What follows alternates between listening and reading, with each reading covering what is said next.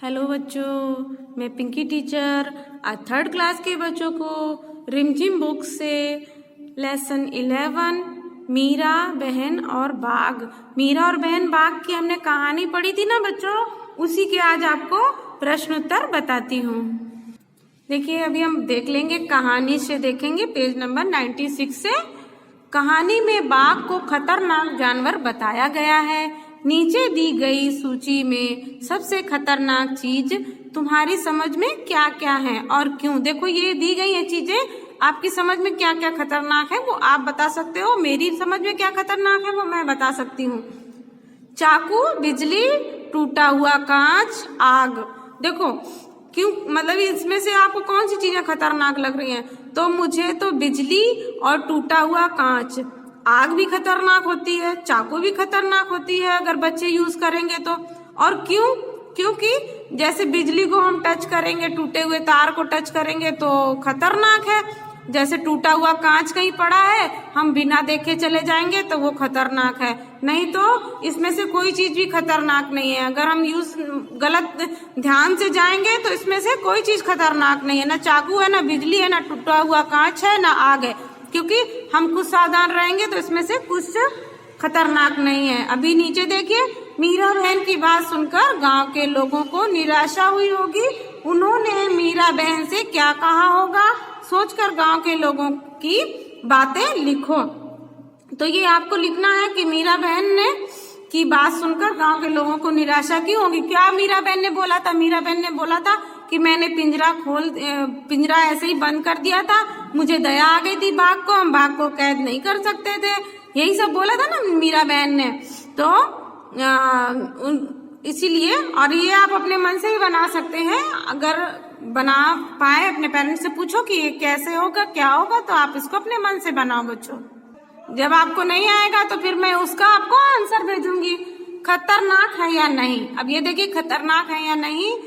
गिवली गांव के आसपास के जंगलों में बाघ जैसे खतरनाक जानवर भी रहते थे।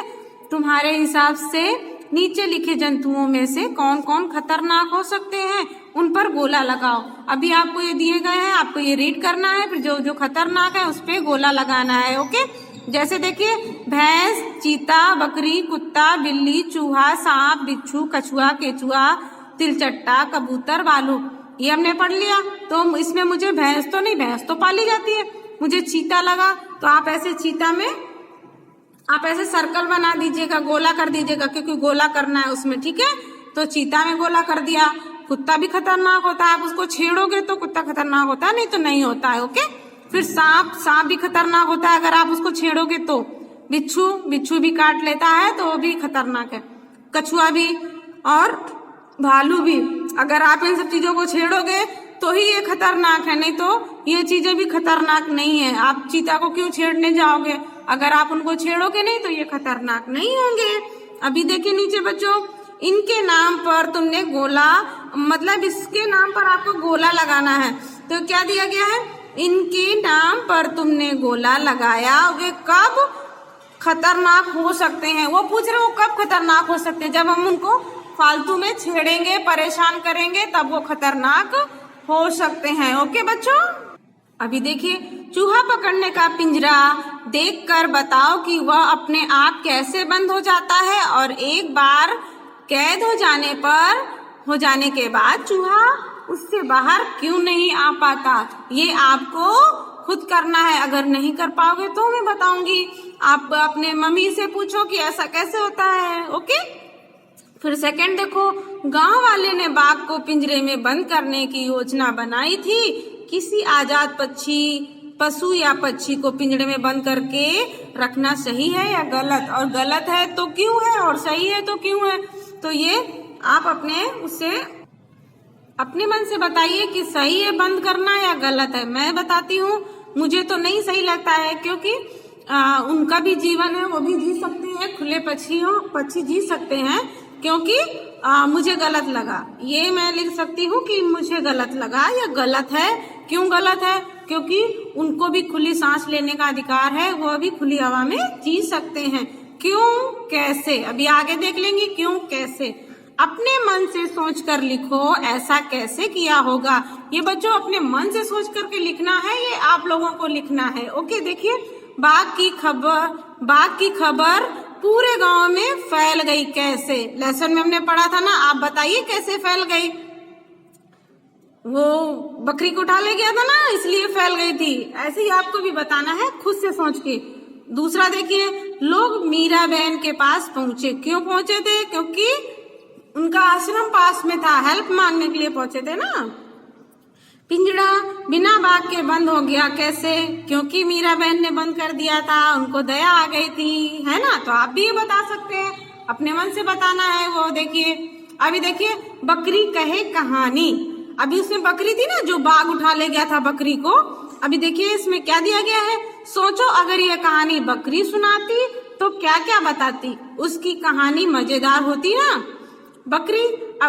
बकरी अपनी कहानी में क्या क्या बताती। आप बताइए कि अगर बकरी ये कहानी बताती तो उसकी मजेदार होती। बकरी अपनी कहानी में क्या क्या बताती।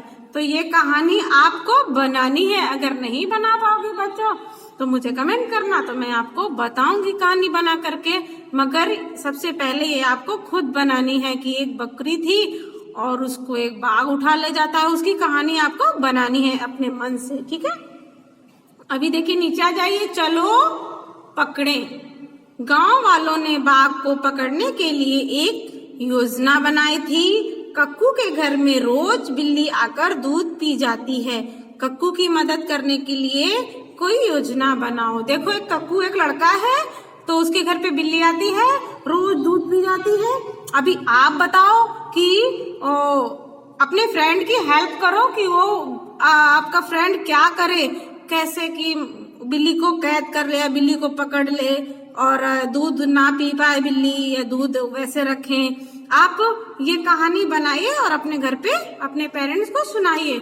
और देखिए, ये पेज नंबर 97 है। अगर ये कहानी आपको नहीं आती है, अपने पेरेंट्स से हेल्प लीजिए। पेरेंट्स को नहीं आती तो टीचर से हेल्प लीजिए। ओके, और ये कहानी बनाइए। पेज नंबर 97 खत्म हो गया आपका। ये 96 और 97 था। तो चलो बच्चों, बाय बाय।